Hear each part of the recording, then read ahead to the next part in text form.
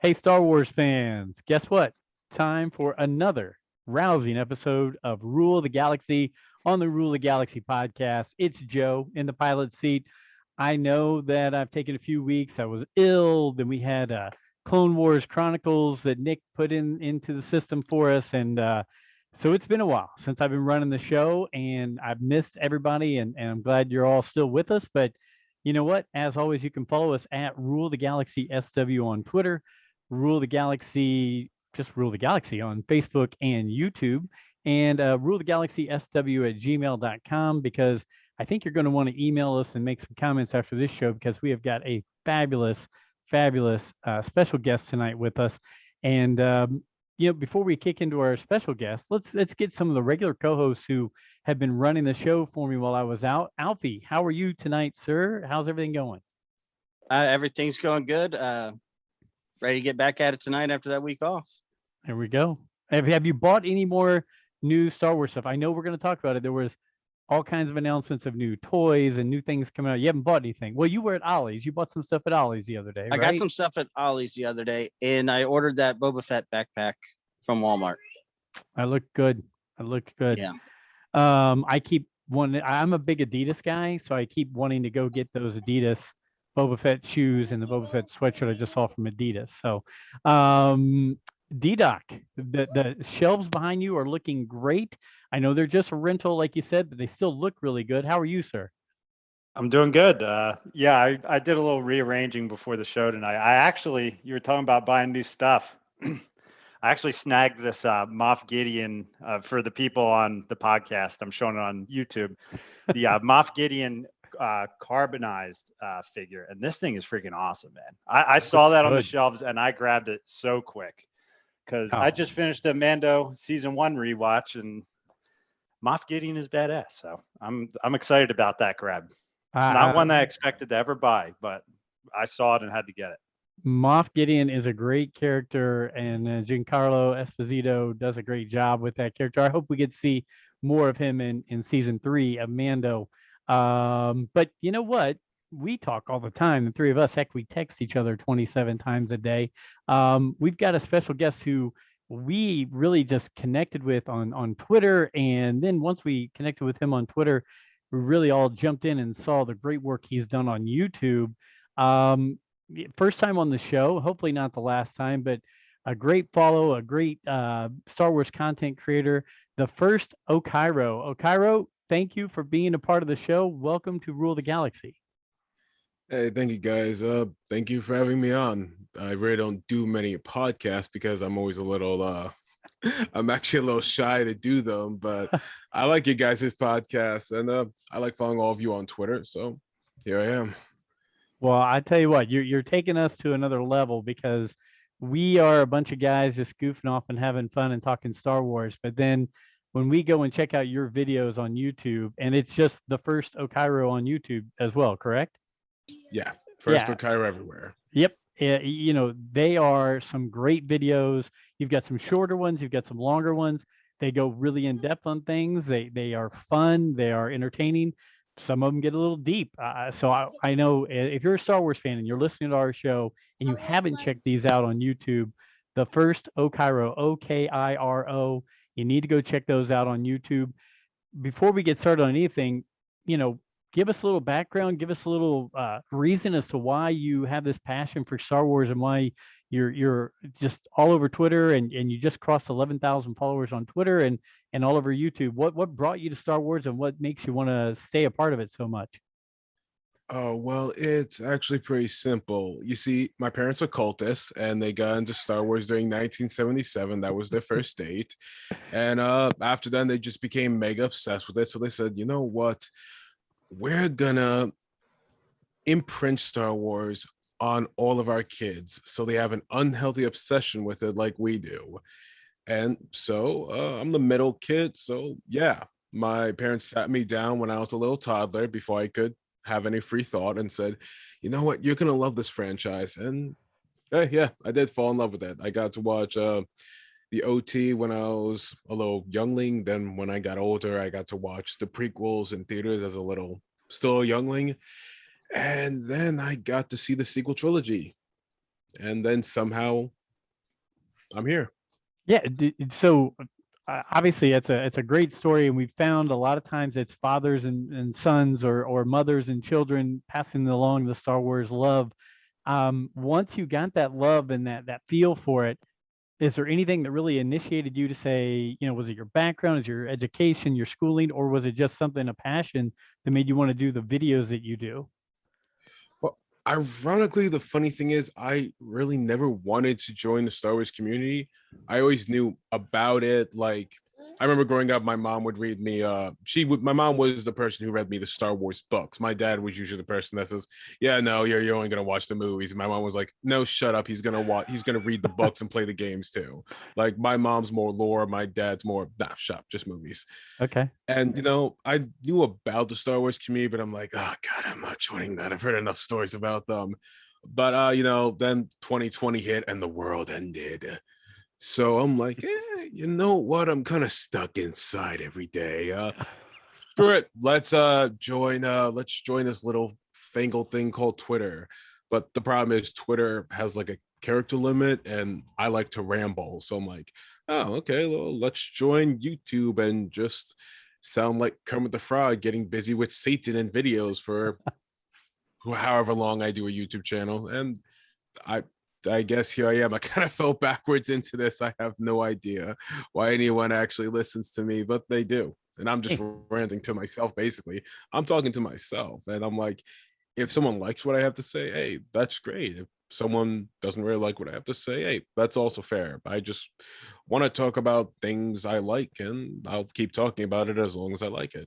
You got it. You got it. Well, I'm actually the reverse as to why I got into this. You got into it because your parents passed this down to you, and then 2020 hit, and that's what got you on a Twitter and the YouTube channel and everything else. My son, I mean, I'm the one who brought him to Star Wars, but he's the one who brought me and said, "Hey, Dad, we're going to start a podcast." And then COVID hit, and he's like, "Let's get this thing going." And then he said, "Oh, sorry, I got to bail. It's on you now." And so we've been going strong without him since then. But he stops in every now and then. He stops in and gives us some Star Wars love. So I love that. Yeah, I love that. I'm actually crying because my dad. That's the thing. That's what I would do to my dad, and he'd be so mad if I did that.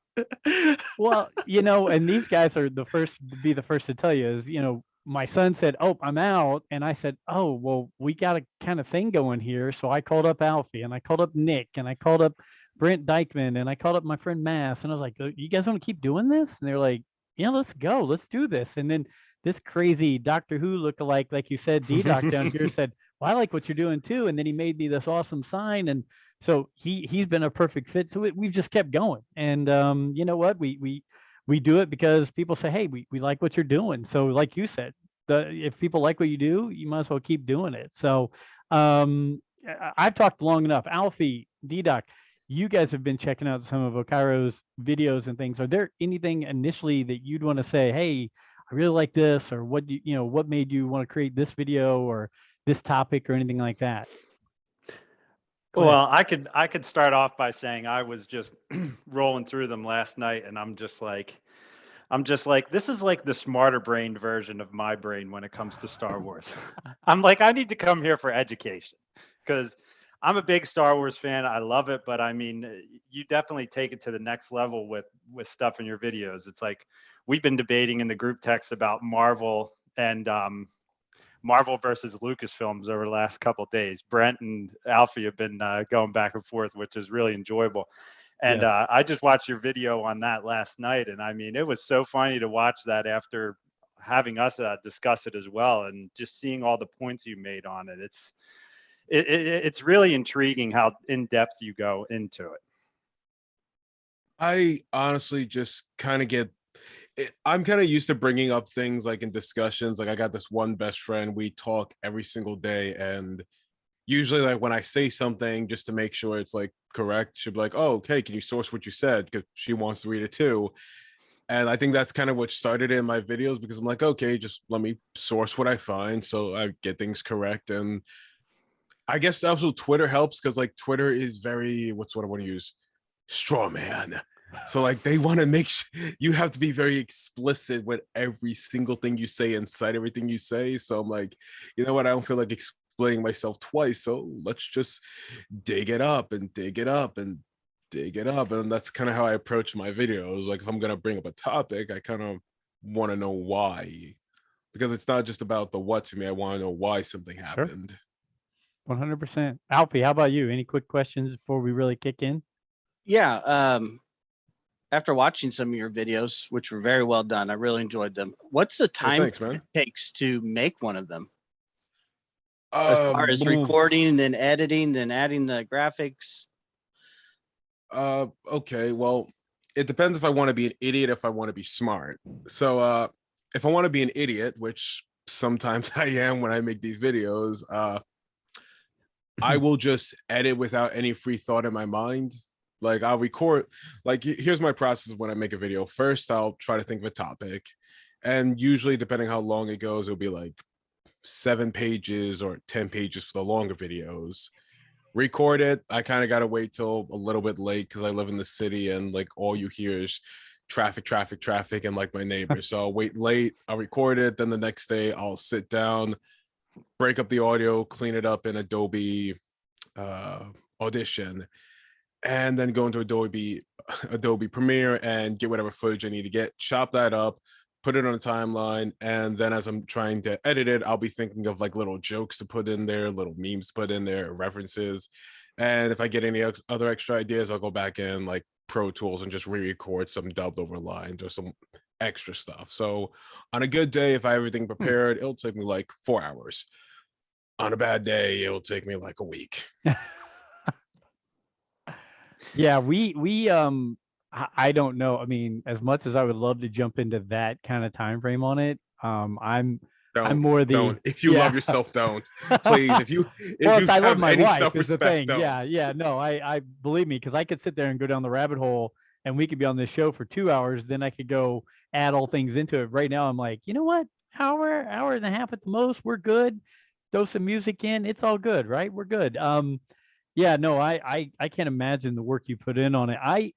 I was really struck by some of the topics you went into, you know, anything from the creative differences going on at Disney to, you know, really good topics about Finn, really good topics about Rey, about Luke, about the expanded universe one got me really because I'm one of those guys who has just bookshelves and have read everything, you know, the old stuff, the new stuff. And so when you were hitting on that, I was just like, man, you know, these are great videos. But I did notice you put out one recently, or not recently, one I watched recently, the Luke Skywalker one about the greatest hero, right? Like this great hero, Luke Skywalker. Yeah.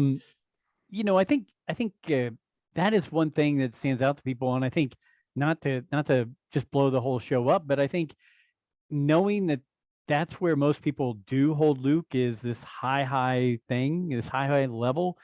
That's where The Last Jedi was the snap where people were like, whoa, wait, you're blowing up this guy who means so much to me and is like the hero that everyone else revolves around here. But you did a very good job of not making it blow up, right? You did a good job of kind of explaining it, walking through and talking about Luke. So are there certain characters, obviously Finn, you know, Luke, are there certain characters you like to do these on, or do you want to talk about the Luke video, for example? I mean, Luke was kind of the first character in Star Wars I related to, which is kind of funny. I didn't think I would relate to like a blonde-haired white desert kid, but I'm like, hey, you know what? I like him. But the funny thing that you mentioned about Luke in The Last Jedi is even though like I'm not a fan of Luke in The Last Jedi, I think the reasons why I like it or I don't like it are very different because I never had Luke on this pedestal that he was this unstoppable badass with like washboard abs and like he was going to come into this sequel trilogy and just start karate chopping people. Just I always viewed Luke as this kind, sensitive hero that his story was important because of its emotional journey, not because of the flashy stuff. The flashy stuff was like the cool element you see in any story, but like I just really connected to that aspect of no matter how dark life gets, no matter how bad things go, you can get through it. And that's why Luke's story meant a lot to me. When it comes to Last Jedi, I just didn't really like the concepts and execution. But hey, if that's your thing, that's your thing. But Yeah. I really like a lot of characters. I want to talk about a lot more of them in time on YouTube. It's just I'm kind of afraid to talk about certain characters because I'm like, I don't want to see the comment section. like on Thursday, I'm actually dropping a video on Rey because I like Rey as a character. I loved how Daisy Ridley gave her. I got some criticisms on her, but like the character, not Daisy. Daisy's wonderful, but like I really like the character of Rey. So I'm like, you know what? If I'm gonna talk about a controversial character, I might as well talk about the character that gets the most weird comments. So it's her. Okay. Okay. Well, real quick before I hop back to Alfie and DDoc, I did want to do a quick happy birthday shout out today. Mariam Skywalker on Twitter. It is her Yes, I love 21st her. birthday. She is great. And I know we all told her happy birthday on Twitter. But if she listens to the show, Mariam, we just want to let you know, happy birthday, happy 21st. You are a very positive person on Twitter and you bring a lot of people together. So just before we hopped on to other topics, it was on my notes here and I wanted to remind myself, happy birthday to you, especially your 21st. Hopefully you have a great 21st birthday. So thank you guys for letting me do that. But Alfie and DDoc, another question you guys want to bring up or any other topic you want to bring up, whether it's video related or other things for Okiro?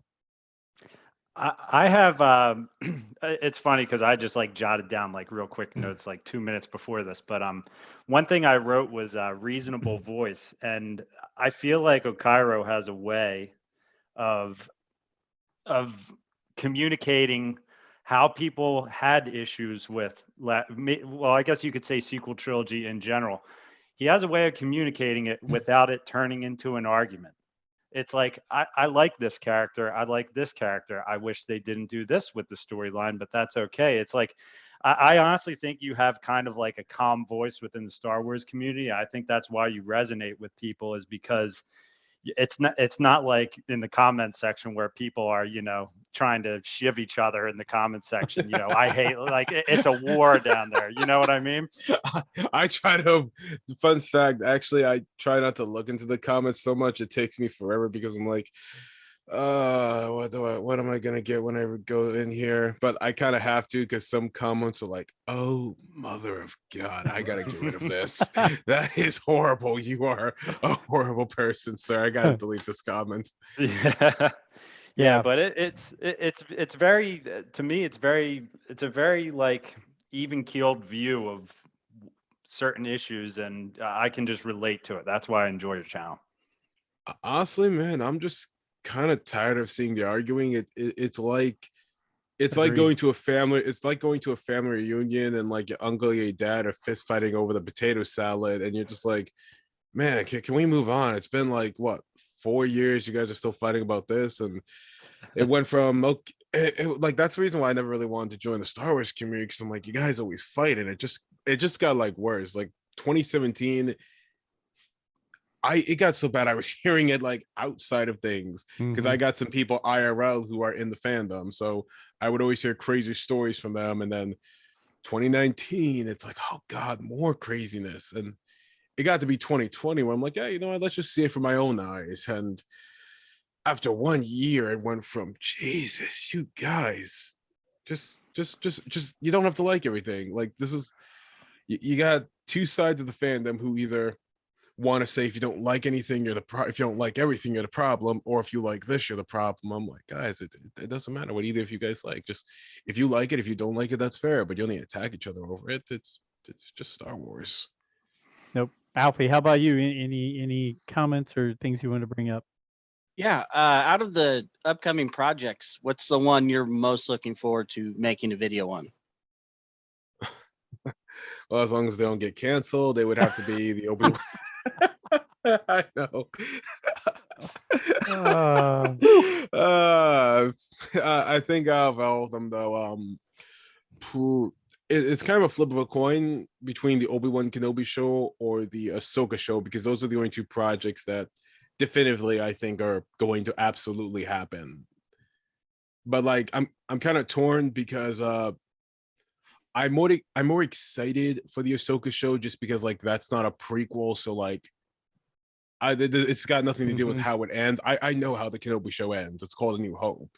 So I know where that's going. It's more about like with the Kenobi show, it's just purely execution. Can you execute this prequel story right? The story is already set down in stone. It doesn't matter if like Obi-Wan and Vader roast some s'mores by the campfire. We all know how it all ends. But like I'm curious about Ahsoka, but I'm also worried because I like Dave Filoni. I like Dave Filoni. He's a creative guy, but I don't think he's the strongest solo writer. With the Clone Wars, he had George, and with the Mandalorian, he has Favreau. So I'm kind of worried this is going to be his first outing live action all alone without Favreau, and there's no George. So I'm like, this could either be good or this could be Rebels, which is good as well. But there's some things in Rebels that make me go, Filoni, I wish you never created that. You just gifted me like years of headaches. Looking at you, World Between Worlds. That's what I say. Brent Dykeman is turning over right now, going World Between Worlds. I hate the World Between Worlds. I hate it so much. I don't like to use the word hate, but if there's one thing I hate more than anything else in Star Wars, it's the World Between Worlds. Because not even because it exists, even though I hate time travel in almost every piece of media, I just hate the theories I have to hear of it every day. This character's getting resurrected. This thing's getting retcon. Like, I just want to go back in time and bonk Filoni with like a loaf of garlic bread. It definitely was one that it took some time for people to adjust to. It's not a perfect fit, but I see where he went with it because, again, they let's face it, they tried to kill off a character that people loved, and they're like, how do we fix that one? Clone Wars, we fixed Phantom Menace a little bit. How do we fix Rebels? Oh, let's go ahead and bring that World Between Worlds, and Ahsoka's back, and So I just don't get it though, because at the end of the Twilight Apprentice, we see the little glimpse of her outside the cave. So I'm like, Filoni, if you confirm she was alive, was this just to figure out how to get her in the last episode? You're like, oh wait, we should probably follow up what I did with Ahsoka, because I don't know when we're going to be able to use her again. Which, okay, fair. No one really knew if Clone Wars would be back, and Filoni probably didn't know if he could do a sequel show anytime. So yeah, let's bring her back. But any other way, Filoni, but that. I one character that I wanted to bring up to you that I think we all agree, pretty much our whole crew has said we like John Boyega. We like where Finn, we thought he was going to go, and where Finn's character we felt like could have gone. And you've done some good videos on Finn, the character, and where it should have gone, and missteps and things like that. I think we're all in agreement though. If there's going to be a future show of post the sequel trilogy, we'd be all for seeing Rey. We'd be all for seeing Finn, and we were hoping that some of these things would come together, the things we thought about Finn and Rey. But where are you on the whole Finn story? And I see he's a character you have a lot of videos on and things like that. Where are some of your thoughts on Finn the character, and where it could go and where it should have gone? Oh yeah, you guys can just call me the Black Defender for some reason, because if there's a black character getting done dirty, I'm gonna be there somewhere. But I really like John Boyega's Finn. It's really got nothing to do with him being black. It's just I really enjoyed the concept of a stormtrooper turned hero. I mean, yeah, you kind of got something like that with Kyle Katarn, but like it's not really the same as like an EU character. You don't really get to see much versus like a live action main Skywalker saga character. And yeah, I think it's more of like a when we will see Finn again rather than an if, because Kathy said, hey yo, we spent $4 billion trying to make Star Wars. We're not just gonna dump these characters in the trash. So we know we're gonna see them sooner or later again. And I think there's a strong shot of seeing them. Just I guess it really depends on what's the story gonna be, because personally to me, I really don't know what a post-sequel trilogy story is going to look like. I mean, who's going to be the antagonist? Who's going to be the villain? My suggestion, if somehow I could give any input, would be like, you know what? Focus on the complaints of the sequel trilogy. Like, don't just like wash over them. Like, focus on the things that people didn't like about Finn's character journey. Like, they didn't like that his stormtrooper background was kind of just an optional thing in the movies.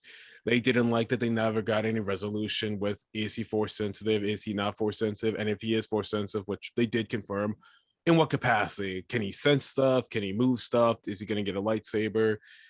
And where does he come from? Where is he going? Like, kind of address those complaints people have about them and go from there. I got you. DDoc or Alfie? Yeah, I'll go. I mean, I fully agree. It's like that's always been my biggest thing with the sequel trilogy is it's like I mean, don't get me wrong, I enjoy my time sitting in the movie theater watching those movies, but Yeah. then it was the time after I got out of the theater and started to think a little bit like I'm like, damn, they got some really good actors and actresses for the show, these movies, and I'm just like, where are we going with them? And I wanted that payoff for Finn, and you absolutely, in my opinion, did not get the Finn payoff in Rise of Skywalker. Let me ask this question: did we ever get an answer to him in Rise of Skywalker when he says, "Rey, I have something to tell you," and then it's just like, I'll tell you later. Do you know what I'm talking about in Rise of Skywalker? Yeah. I know what you're talking about. John Boyega Does did he ever this. tell her? Not in the No. not in the No, in the not movie. in the movie. Yeah, It's a deleted So- scene. John Boyega did this one interview where he said that originally there was a scene that was supposed to happen in the Falcon where he told Rey basically what he was going to say in the sand. John didn't go into too much detail about it. He just said it would confirm that Finn is force sensitive and that Rey has always known it. She's always felt it. And I kind of think it didn't work with trying to find the political way to say this because people get mad if I say the word reshoot.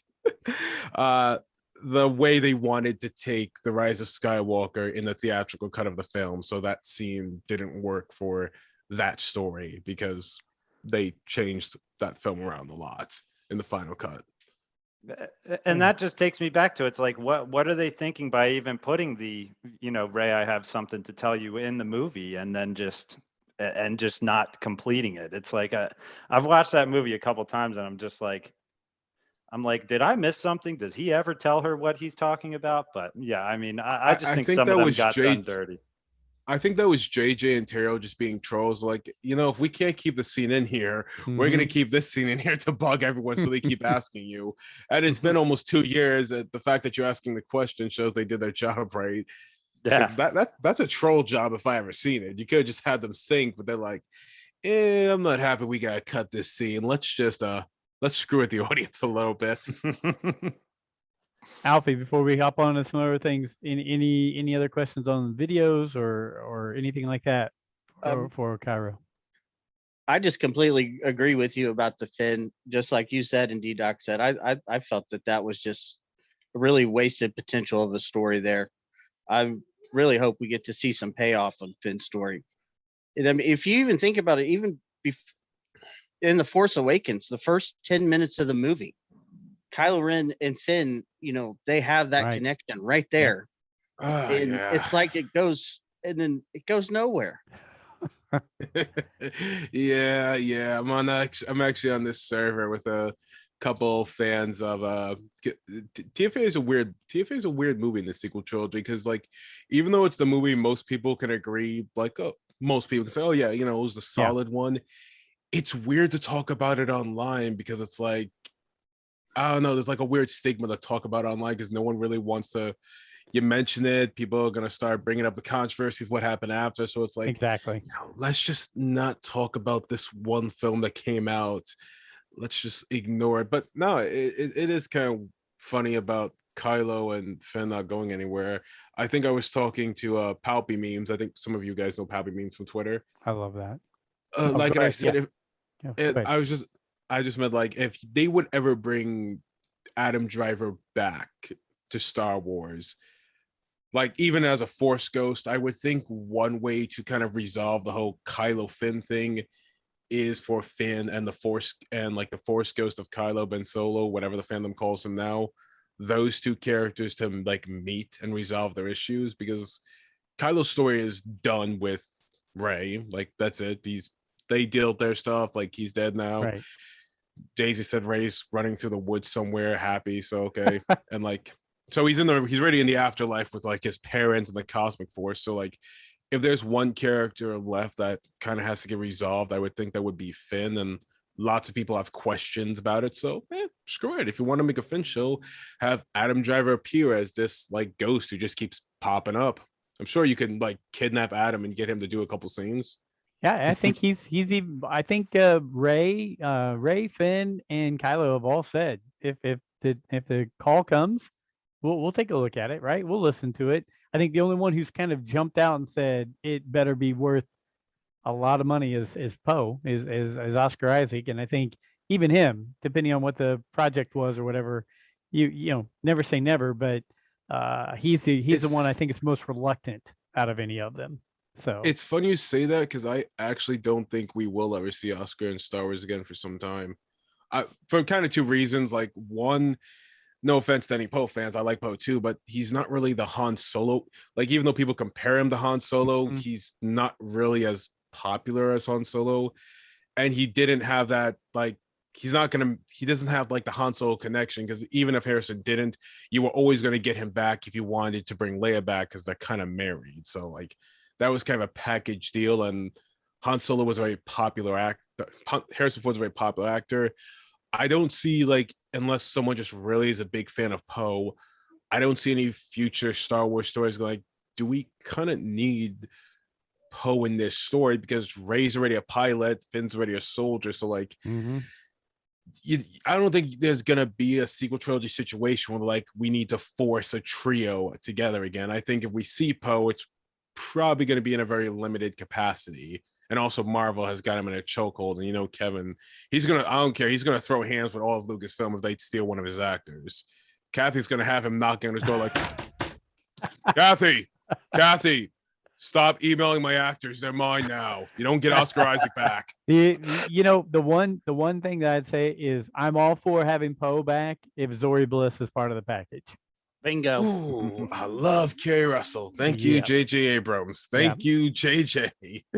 Yeah. After watching The Americans and seeing her in this, I was like, wow, okay. When are we doing the post-sequel trilogy movie or show with her on Disney Plus? I'll take that. So Kerry Russell, thumbs up right there. Yeah. Yes. You know, if they ever do, you know, when Patty Jenkins eventually leaves Rogue Squadron, because I doubt that's going to happen with her at this point. When she eventually leaves that project, I would actually be okay if they did like this kind of Top Gun Maverick like X-Wing movie, and like you just see Poe Dameron like running some type of New Republic Academy for like X-Wing fighters and something. Maybe he like reformed Zori, and we can, you know, see Kerry Russell without the goddamn helmet on. I could live with that.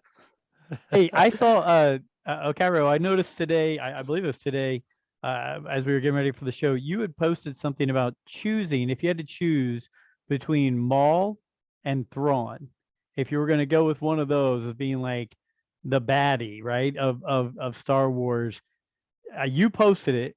I didn't get a chance to see and look at all the comments yet. I just saw it posted. I was like, oh, I need to go back and look at that. Did you choose yourself between one of those two? Yeah, I did. I guess my choice is like Maul he's an intimidating fighter, but Maul's legacy is getting folded by an apprentice. Like, don't get me wrong. I love you, Maul. I love you, Sam. I love you, Ray. Maul will get folded every single time by someone's apprentice. You got folded by Qui-Gon's apprentice. You got folded by Anakin's apprentice. He will lose. That's just his destiny, is to get his ass whooped every single time he's on screen eventually. He'll take some bodies with him. He'll kill Obi-Wan's girlfriend, but like, he's gonna get beat. Meanwhile, Thrawn is he's a classy gentleman. He shows up with his top hat and just wrecks everyone's shit. And every single time, like, the writer has to break the universe to make him lose. Zahn, he had to break the universe in The Last Command, and then Filoni had to bring space whales. And even as I'm saying that, I'm like, we had force sensitive space whales in Star Wars. There's not enough drugs in the world to make me think that sentence wasn't all right. So yeah, I think Thrawn is the bigger baddie. Okay. Alfie or DDoc? How about you guys? Thrawn or Maul? Go ahead, Alfie. I go Thrawn. Okay. I think Maul's always good for some flash, but Thrawn is better for a long series. I agree. Well, he's got like 9 or 12 books out about him now. So, I mean, you know, I can only think of 1 or 2 that were Maul related books. So more depth in Thrawn for sure. DDoc, how about you? Thrawn or Maul? See, I got to go with Maul just because I'm still scratching the surface on Thrawn. That's just the one nugget of Star Wars that I'm still learning about is Rebels and the Thrawn books, which I just started right before we had Mark Thompson on. I just started Thrawn, so I'm still on that. So I'm still learning his character, but I love what I've seen so far. But I still don't know his full power. I've seen people talk about him. I'm still learning. So. Well, I happen to be like Alfie, one of the ones that was at the age to where when Thrawn showed up in 1991, it blew our minds. And to see those 3 books come out in 91, 92, 93, it changed everything. Like we were like, okay, we don't need Darth Vader again. You know, we've got a guy who's not even force sensitive who can hang with and outmaneuver and outthink all these people. And so Thrawn's mine as well. I love Maul. I've got Maul action figures around. I got Maul books around, but Thrawn is he's in that Mount Rushmore of Star Wars now, right? I mean, like he's that important to Star Wars. He and Ahsoka have come from being, you know, books or animated series to now being as important as key characters like Han Solo and Luke Skywalker. So Thrawn, I'll have to go with Thrawn as well. So did any of you guys have any other comments on that before we jump around or anything like that? No? I did have a question for you Go guys ahead. though. Yeah. Like I know Dave Doc, you haven't read the new Thrawn books yet, but in the new Thrawn books, there is this enemy in the unknown regions of space, and I'm gonna mispronounce the word, but they are something called Gaiax or Gynex or something, whatever they are. They are these kind of like the new canon version of the Vong. Mm-hmm. Yeah, so basically, in the new Thrawn books, they're basically hinting that this threat is something that both Thrawn's people and the Empire are scared of. Do you think this is either going to be something that the gap years between, you know, like the whole Mandalorian verse, the Favreau verse, do you think they're going to cover that? Or do you think Thrawn is just going to be the big bad of the Favreau verse, and these enemies from the unknown regions are going to be for post sequel trilogy content? Alfie, I'll let you go first. 100%. Yes. But in the gap years? Yeah. In the gap years or post sequels? The gap years. I think this is what the whole Mando Avengers kind of mashup with all these series is going to lead up to. And I will say this, I will go along with that because I look at characters that we love so much or are so passionate about that seem like the ultimate bad guys, right? Boba Fett, for so many people growing up in the late 70s, early 80s, was right up there close to Vader, like this ultimate cool bad guy, right? Look what they're doing now. They're making him an anti-hero. I mean, he's a hero. He just does it his own way. I'm a big believer, and we were talking about it in our group text this week, I think. I'm a big believer that they're going to find Thrawn, and he's going to go from being the big bad guy to he, Ezra, Ahsoka, them. They're going to team up and the Mandalorians to go against this group that you're talking about right there. That's my 2 cent way out there theory, but it's going to make him where he's not really wanting to be a hero, but he's got to join up, like you said, in that Avengers kind of way and be a part of it. I might be way off, but I'm at least throwing that out there. That's the way I'm leaning. That's how I see it. It'd be too easy for Thrawn and Ezra to come back into the series and just be Thrawn and Ezra. I mean, what kind of fun would that be? True. Yeah, we just be getting Rebels 2.0, and right. No one wants that. Yeah. That wasn't a diss to Rebels fans. Please don't add me on Twitter saying, Okiro, you insulted Rebels, you piece of Well, I'm not going to swear on this thing. Well, it's funny.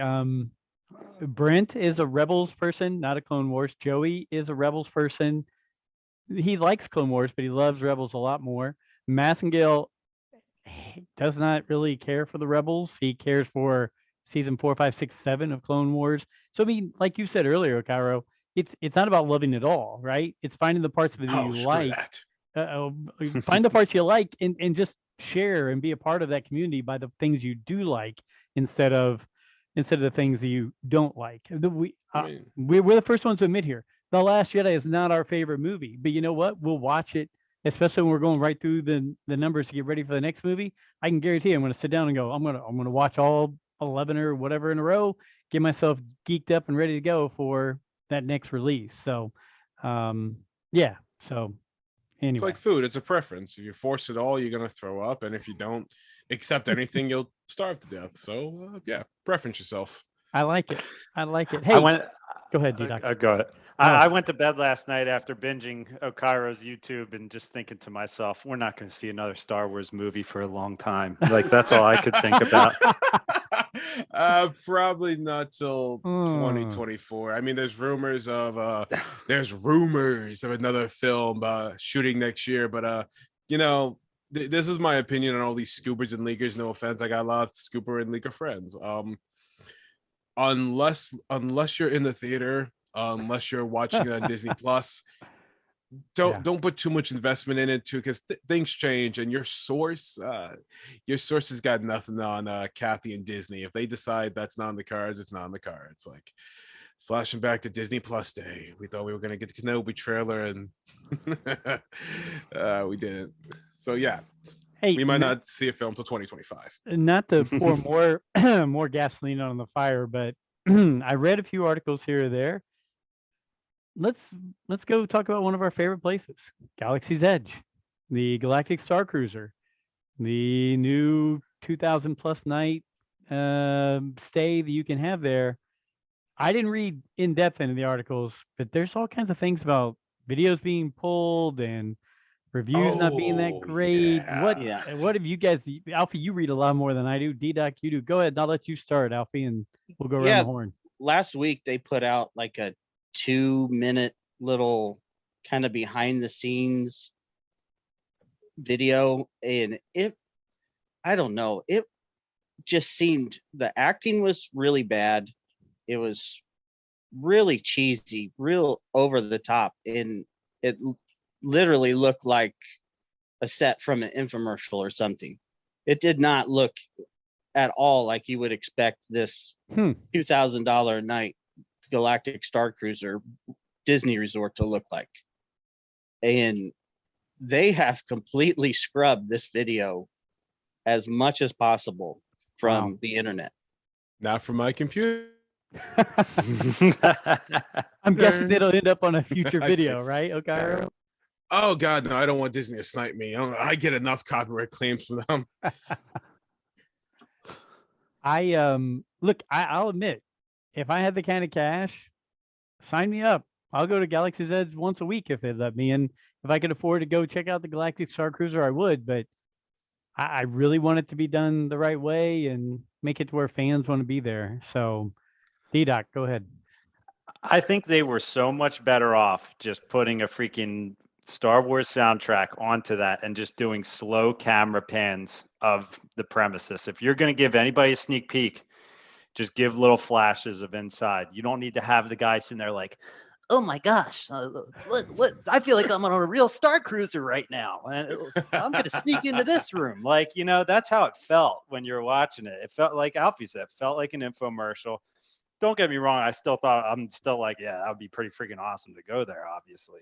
But I think if they just did some little flashes, leave the mystery out there for it. There's mystery behind it, and you kind of gave a little bit of it away in a little bit of a cheesy video, and it's like, you know, I think that's why they, you know, hit the nuke button on it and got it off the internet, I guess. But you can never get anything off the internet.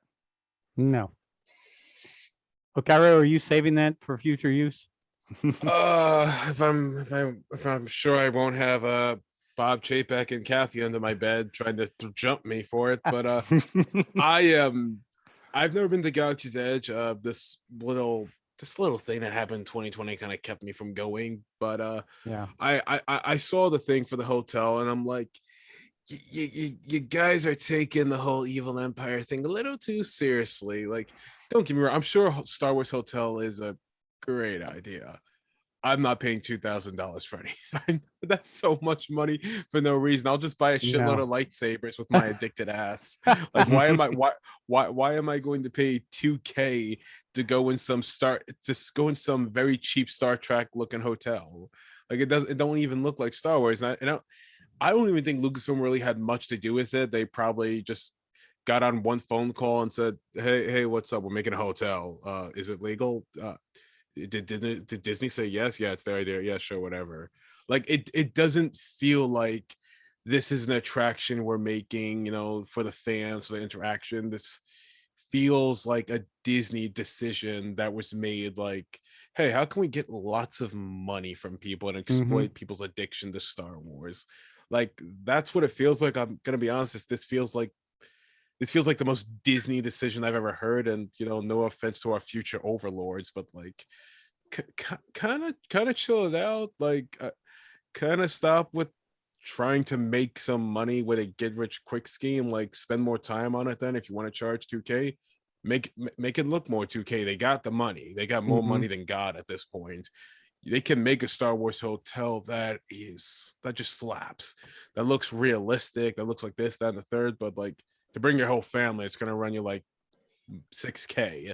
If I'm paying $6K for a hotel, I want George Lucas reading me a bedtime story every single night. Like, come here, George. I need you to act out the holiday special. Drag Harrison Ford from the Indiana Jones set. I want to see the holiday special act out for $6K. Go ahead, Al. I did the figures on this. My family alone, we have a Disney vacation planned for 9 days. And 2 nights at this hotel was more expensive than 9 days at a Disney resort. A lot more expensive for your family.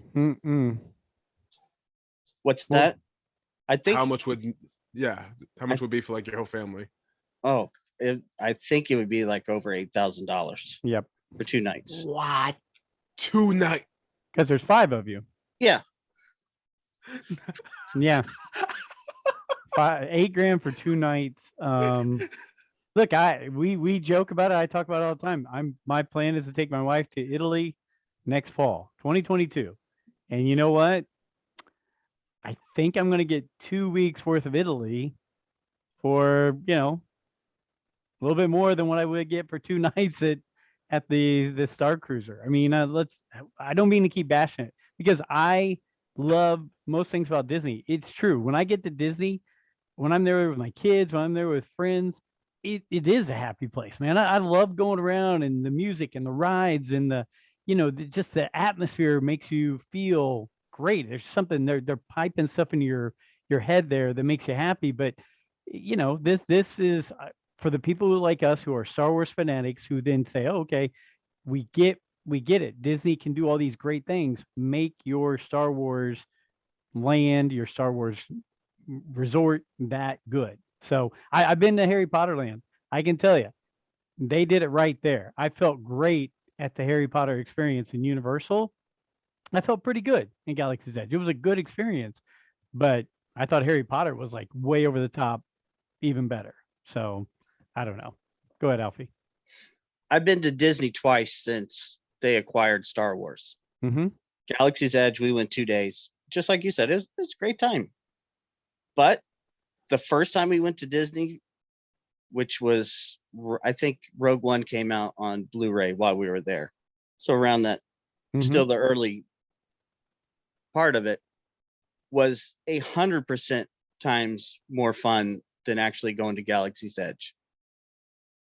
Because it was like they used that Disney power and said, we don't really have Star Wars yet, but we are going to flood our parks with Star Wars stuff to get you amped for our Star Wars land. And it honestly was a lot better than going to Galaxy's Edge. Did it compare to riding the Falcon and Rise of Resistance? No. But as an experience, it was a lot more fun.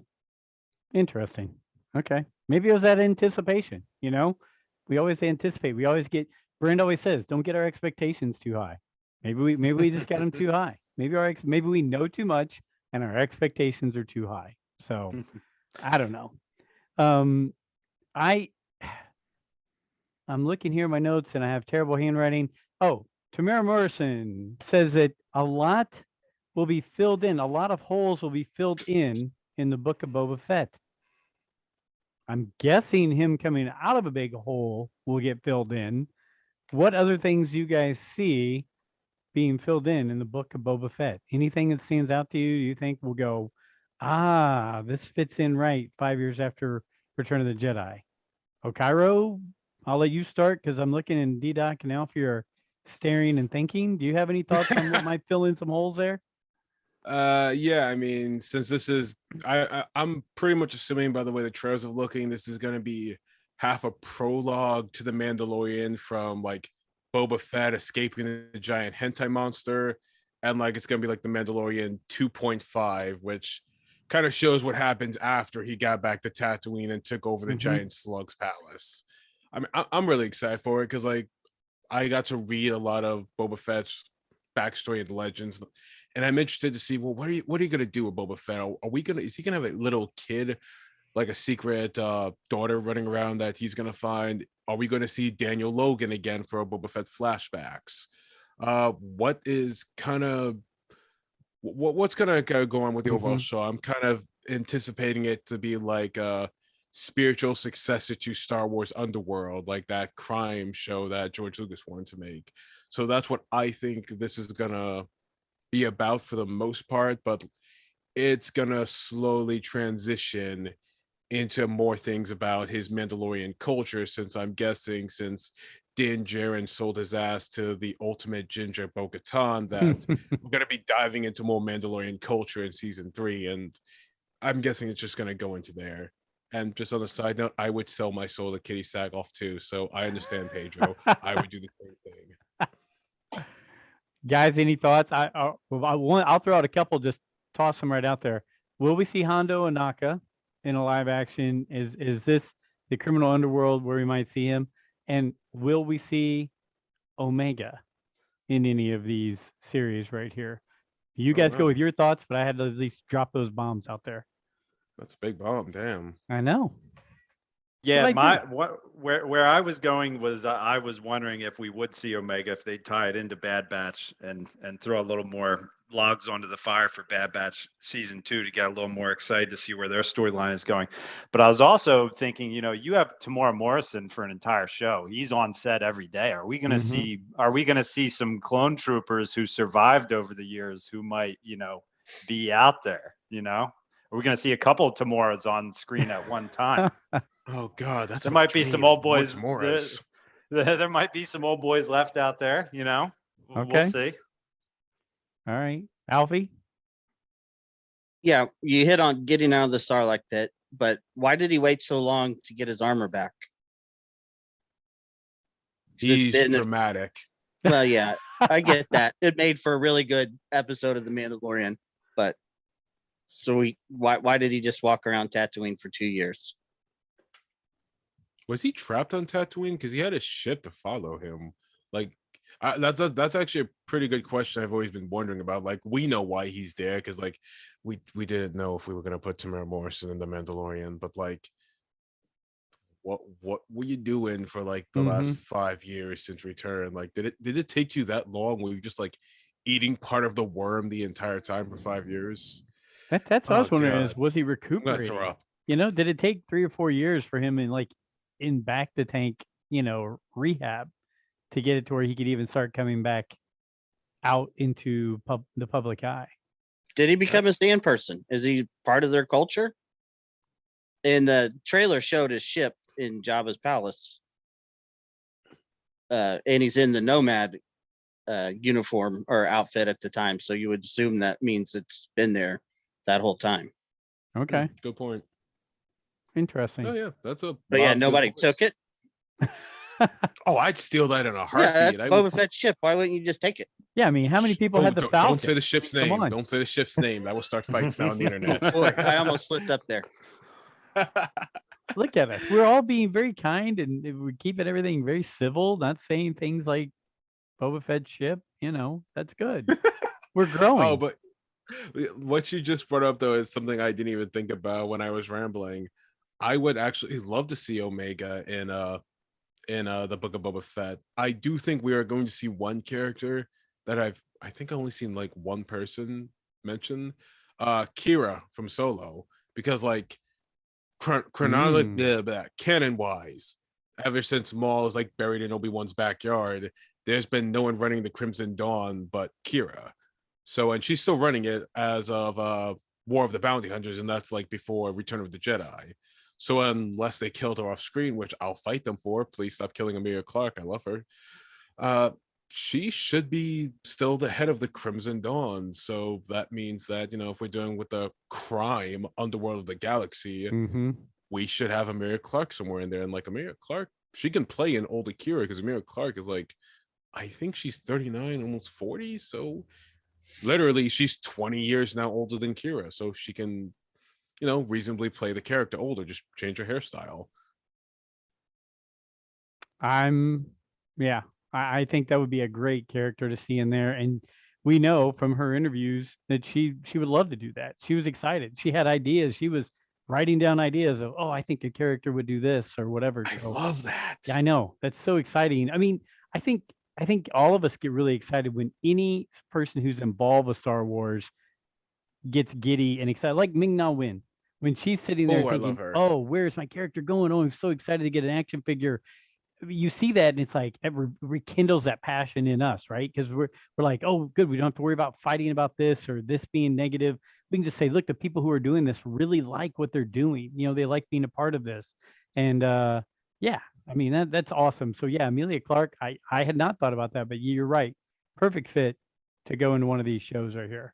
So yeah, just bring her back, please. Like it will make me personally happy if they bring her back next to like bringing back John Boyega or Samuel L. Jackson. I will just be writing thank you letters every day to Lucasfilm. Like, thank you, Kathy. You brought back Emilia Clarke. I can simp now on the regular. All right, guys, it's the floor is open. Look, I was just excited. We're gonna have Okiro, Okiro on the show. See, I did it. One time before you and I talked, I was like, man, I'm gonna say that, and sure enough, with all this time, an hour, and I haven't said that. Okiro on the show. We're excited about that. Any topics you guys want to hit? Because you know me, I always throw out all the topics, and I make you guys talk about what I want to talk about. Anything you guys want to hit that we haven't brought up yet? Go, DDoc. Before I screw up again. Well, I wanted to thank Okiro because he made my little Qui-Gon post go mini viral on Star Wars Twitter about him being so tall that they had to invest $150,000 more into the set because I guess they didn't write down that he was 6'4" before he came to the set on episode 1. Liam Neeson is a tall man. Yeah, and I was on TikTok one day and I saw someone make a video where they're like, "Did you know that Lucasfilm had to spend $150,000 more because Liam Neeson was 6'4" and his head stood above the CGI animation?"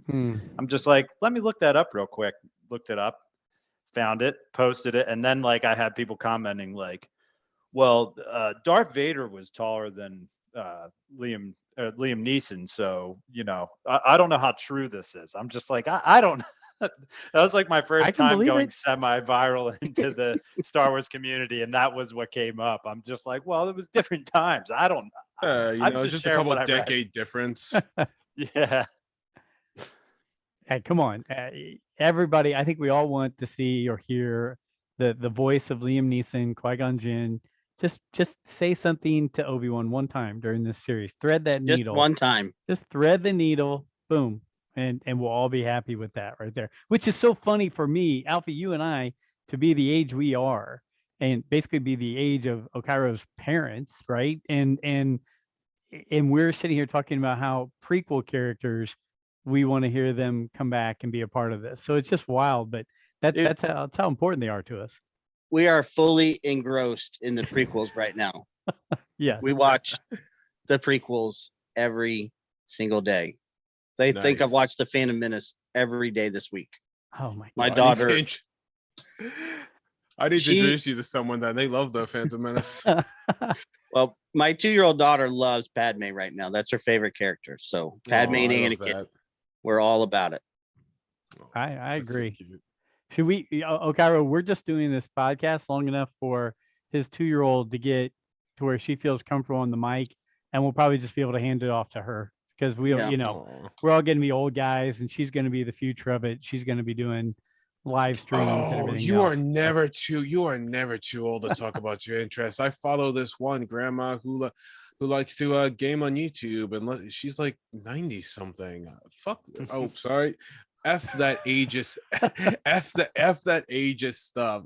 No matter how old you are, 3 or like 140, you are never too young or old to dig something. Like my parents will. If I tell my parents, you guys are too old for Star Wars, my dad is going to get in his car, drive about 2.5 hours to see me, and he's gonna beat me with the belt. And I will let him beat me with the belt because that's what I get for talking like that. That's awesome. That's awesome. I like that we've all probably been hit with belts before. I mean, not that that's a good thing, but I have a feeling the 4 of us probably at one point in time have been slapped with a belt. That's okay. Oh, It's a yeah, different yeah. time, different world, so The not belt, today. La I would not hit chancra. anybody with a belt today. I promise. But well, I probably haven't. But my dad, yeah. Okay. Anyway, go ahead. Oh, I D-Doc. would hit so many people with belts. I would the list is just endless. I would be beating people with belts if I could every day on the day. I cannot wait for people to hear this show and hear us talking about beating people with belts. Anyway, D-Doc, go ahead. All right, I need to know, why does the Spider-Man meme come up every time Andor is mentioned in your videos? That's what I need to Yes. What is that about? Because I seen that meme and it cracks me up. And I was dying last night. I'm like, I need to know his thoughts on Andor. I'm gonna use that meme till I get copyright stricken. Because I followed I'm a big fan of Rogue One. I think it's like the least controversial Disney Star Wars film to talk about. Disney Star Wars project and period to talk about. But oh Jesus, the Andor production has been a train wreck. Reshoots, rewrites, Really? directors leaving, writers leaving, new writers coming on. It's delayed. Like you guys know, I think this announced in like 20. Yeah, this was announced I think in 2018 or 2019. Hold on, I actually need to find out now because I don't want to be that bad with it. I just know it was announced a long time ago. When was Andor announced? Andor, they've been working on that forever. They already had 2018.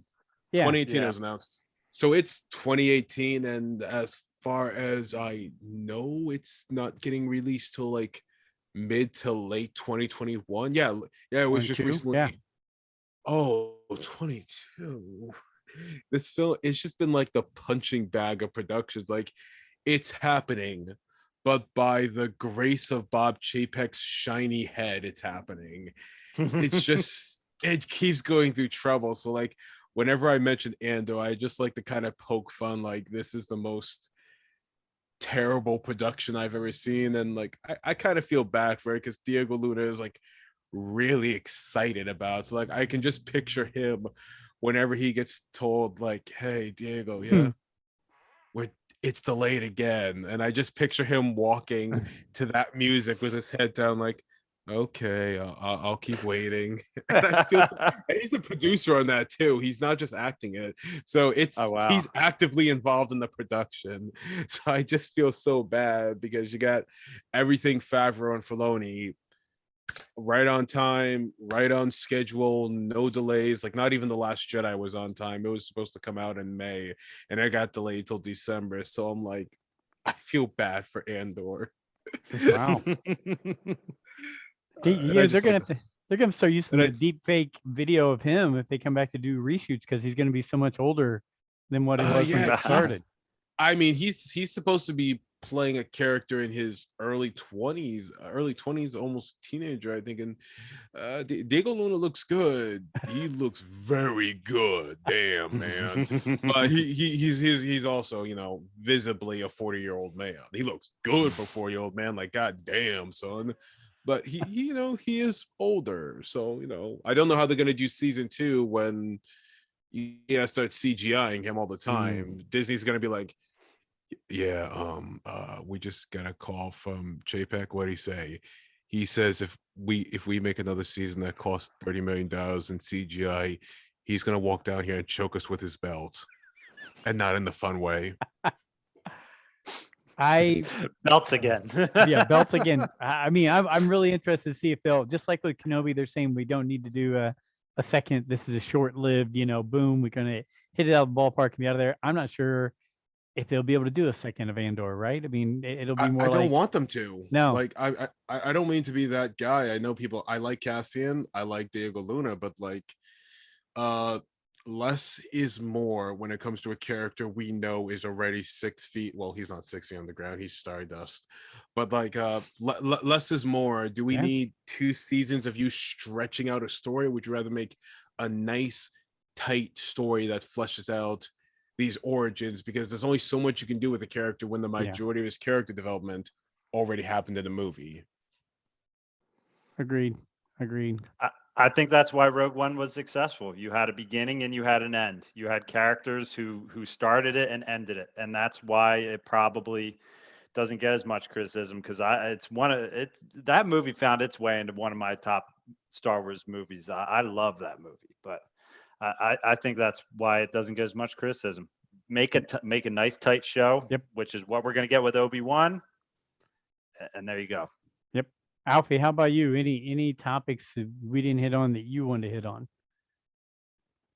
No, because my mind just went blank over the Spider-Man meme. Okay. Hey, you know what? Who was it? Okiro, was it you that put the thing of what do you want to see? What non-canon thing do you want to see brought into canon? And I think I put Mara Jade. Was that you? No, that wasn't me. That was probably Marion. Okay, I couldn't remember, but I'll ask you guys, because the one thing I put out there was they said Marion put, what's a one non-canon thing that you'd want to see brought into canon right now? What I put Mara Jade. I thought if you can figure a way to shoehorn that story in there, she, again, going back to those original Thrawn books and the different storylines that followed that in the EU, she's one character I want to see in the canon universe. DDoc, Okiro, or Alfie, before we break away, what's a character or a story or something you'd want to see brought into canon? So who talks first? You talk first? I talk first? Alfie looks like he's thinking. That's why I was thinking it might I be can't Alfie. just say Mara Jade because you said that. Okay, it's fine. That's Mark Hamill's answer. Someone else, Mark Hamill. Who would you want to see brought over from Legend? He's like, Mara Jade, hot redhead, catsuit. Now, I can understand that. I mean, I can start by saying that I'm new to Legends and the EU and everything because of you guys, from me listening to your podcast and now being on it, and I have no problem admitting I'm still learning that about Star Wars. That's just the whole new universe that I'm getting involved in now. So I can't give an answer. That's okay. I wish Deathtroopers was a real movie directed by Quentin Tarantino, Star Wars rated R, but that's a different story. Hey, that's a perfectly valid answer though, right there. I like that. It's a great book, so make a great one-time movie right there. So Okiro or Alfie? Either one? You want to go, Alfie? Sure, I'll go. I'm gonna say, just from my exposure to the character so much, during the time, but Kyle Katarn, Okay. I mean, the guy has 4 video games. Okay. But I know Rogue One kind of wipes out his story, but still, if you could find a way to bring him into Luke's academy at some point, I think that'd be pretty sweet. I mean, you got Thrawn in the new canon, so there's room for anyone from Legends. Yeah, Agreed. Just tweak the story a little bit. Yeah, doesn't have to match up. Right, it doesn't have to match up perfect. Just tweak it a little bit. I agree. Okiro, how about you? I'm going to let you finish with yours, and we'll tidy up the show here real quick. What's something you want to see from non-canon brought into canon? Does it have to be a character or a story? No. Story, character, planet, ship. I don't care. Okay, that is okay, it's easy as long as you like don't screw it up, because I'm usually pretty chill, but this would turn me into a toxic fan if they screwed it up. Knights of the Old Republic 2, that is my favorite star. That is a story I hold like personally in my heart as one of my favorite Star Wars stories of all time. Like I love that more than almost anything Star Wars. I love that story, especially with the restored content mod, but mostly Kreia. Like if there's any Star Wars character I would want to see, it would be the character Kreia from Knights of the Old Republic 2, because I love that Machiavellian disapproving grandma more than anything. She was just great. And for those of you who don't know Knights of the Old Republic 2, Kreia is like this character who's not a Jedi, not a Sith, not a bad person, not a good person. She just brings this interesting perspective to the Force that we've never seen before in Star Wars, and we still haven't seen since in Star Wars. And if anyone says that Luke and TLJ is like Kreia, I'll fist fight you. That's not Kreia. Don't insult my grandma. I will be under your bed tonight. But yeah, if You I had could her- choose any. You had her in one of your videos in the expanded universe video, right? On YouTube. Oh Wasn't that her? yes, and yes, it was, and I will at least mention her once a week or bi-week, at least bi-weekly. I've got like a bi-weekly schedule to mention her. I swear I programmed it in my phone. Like mention Kreia is just like a reminder to me. Like I Okay. edge it on my walls. It's like in The Simpsons when you see that Maggie Simpson picture that says "Do it for her," but like I just replaced Maggie with Kreia. Okay. All right. Well, I like that. It's a good way to end right there. Guys, anything else? We're gonna tidy up the show. This is, oh gosh, I didn't even remember. This is chapter 114. 114. Wow. Yeah. And by the way, again, I know we mentioned it, Nick mentioned it. November was our largest month on YouTube, on Twitter, not on Twitter, on the podcast. And we're not big on YouTube. The guy who's with us is big on YouTube. We're just a small little thing. But if you want to come watch the show or see some of the videos we have out there, it's just us talking. So, but November of this year was a huge month. So we really thank everybody who listens, and honestly, we thank Okiro for just being a Star Wars friend. I mean, it's awesome that here we are in this community, and we're meeting people that are living in all different parts of the country and the world, and we just making pals with them and just love talking about Star Wars. So Okiro, thank you for joining us. Thanks for being a part of it.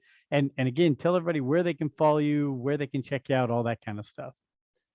Yeah, first of all, hey, thank you guys for having me on here. I mean, you guys are gassing me up, but I'm just a I'm just a normal fan who likes to talk a lot, doesn't know how to shut up. But it's a real big pleasure to be on any podcast, especially your guys. I like what you guys do on Twitter. I like the positivity you guys bring. Thank you. And just talking with you guys for the last hour and 19 minutes. Damn, time flies.